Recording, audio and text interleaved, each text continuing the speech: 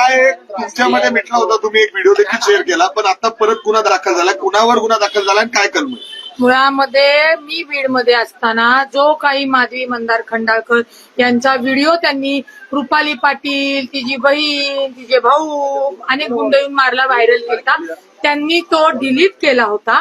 तो डिलीट केल्यानंतर ज्या काही माधवी खंडाळकर, तिचे बंधू आणि माझी बहीण प्रिया सूर्यवंशी हे दोघंही या खडक पोलीस स्टेशनमध्ये होते. त्या दोघांच्याही काल तक्रारी पीआय साहेबांनी दोघांच्याही तक्रारी घेत होत्या आणि दोघांनी परस्पर एकमेकांच्या समजुतीने पीआय साहेबांना सांगितलं की आम्ही तक्रार मागं घेतो.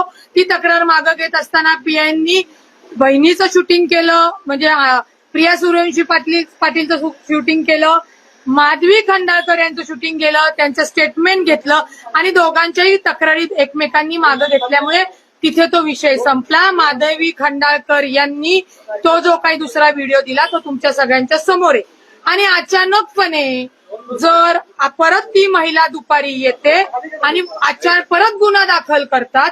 आता मला वाटलं जर परत गुन्हा दाखल केला असेल आणि जर त्याच्यामध्ये माझं नाव आहे असंच मला मीडियाचे जे आमचे सहकारी बंधू बाईट घेत होते त्यांनी सांगितलं रुपाली 4 जणांवर अटक, गुन्हा दाखल. म्हणून मी स्वतःला अटक करून घ्यायला आले की मला तुम्ही अटक करा, कळू द्या तर ना की कशासाठी आणि किती कायद्याचा हा पोरखेळ लावलेला आहे.